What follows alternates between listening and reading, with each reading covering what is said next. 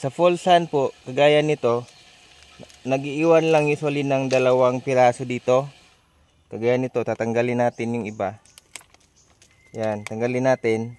Tapos, hintayin natin na itong dulo, maglabas pa itong iba para mag-iwan tayo ng mga 2 nodes sa baba bago natin putulin yung pinaka puso niya. Para pag malanta man yung ilalim, mayroon siyang nakaharang dito na yung lanta niya hindi mag-akyat sa taas.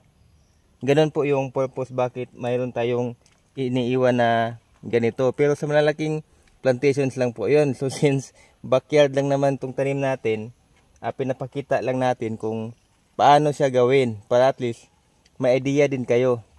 So ganun po yung gagawin natin. Hindi naman to for pang kagaya ng mga malaking plantations, pero pinapakita ko lang sa inyo kung paano po yung basic na tamang pagtanggal ng flowers at bakit natin sila tatanggalan. So, yun po yung dahilan.